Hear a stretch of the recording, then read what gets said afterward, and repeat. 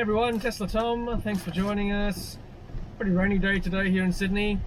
I'm currently driving my 2015 Model S, which is basically a vintage Tesla these days. This is like the first generation Tesla with the MCU1, which is the media control unit, the big computer in the center of my car. And we've been asking Tesla now for many years to replace it with MCU2, which is what's equipped in the new Model S and Model X's. I mean, it's pretty old, right? This screen. There are a few things that bother me because it's so old now. Obviously, it's not as responsive anymore when you try to navigate on the map. Like what I'm showing you now, when you zoom in and out, it's pretty slow to catch up. There's a bit of a lag. It's running off 3G, and if you believe the news, that 3G will eventually be switched off. Whether it's this year or next year, I don't know, but I would think it's an eventuality. I don't get things like the new games like Beach Buggy and Cuphead, all those new kind of high-powered games. I don't get Tesla Theater, so you can't watch Netflix, YouTube, those kind of things on this car.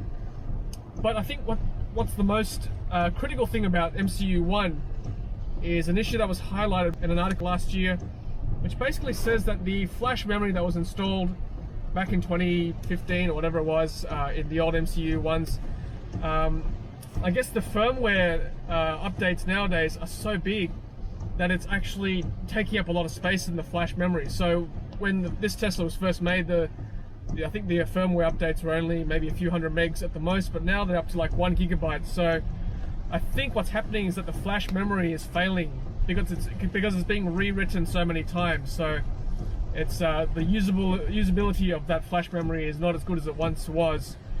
So I mean, it's quite technical. I'll leave a link to that article in the description below. So I guess that's the most critical thing. And there have been people that I know that have had to replace MCU1 with another MCU1, and it's cost them $3,000 from what I've seen on the Tesla Owners Club of Australia Facebook group. So I guess if I had to replace this computer, and by the way, if this dies, I think it'd be very hard to drive this car without this computer here. So if I had to replace this with another MCU1, I'd be a little bit ticked off paying $3,000 because this car is now technically out of warranty. It had a 4-year warranty for parts and labor. The 8-year warranty only includes the powertrain and the battery, so it doesn't include the MCU1, I believe. However, Tesla released this week that they will be rolling out MCU2 replacements for MCU1 screens very soon, at least in the US anyway. There's a schedule of replacement, and I'll leave a link to that as well in the description below. Basically, they're starting with AP 2.5 cars in Model S and X's, moving down to AP 2.0 and then down to AP1, which is this car here. And the schedule there basically says AP1 cars is coming soon, so there's still no time frame for those cars, and that's for the US, so who knows when it'll be coming to Australia. I'm thinking hopefully end of 2020, which is this year. And they're basically saying, don't call us, we'll call you. So they'll roll the schedule, they'll roll the replacements out, very similar to the HW 3.0 replacement of 2.5 hardware in Model 3s in the US.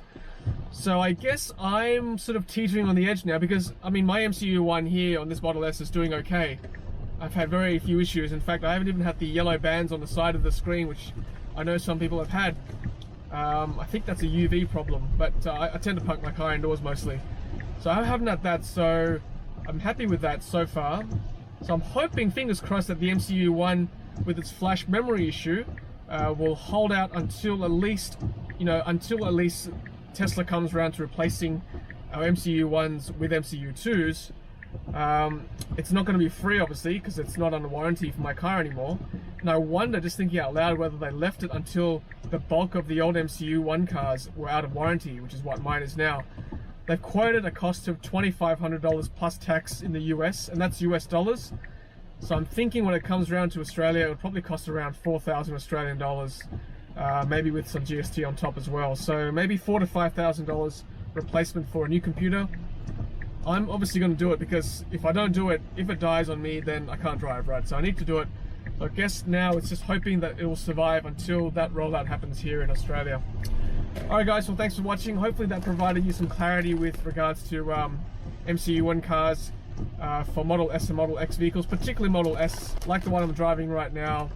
Alright guys, well thanks for watching. Hope you enjoyed that. Don't forget to like, comment and subscribe. Stay dry, and as always, happy charging.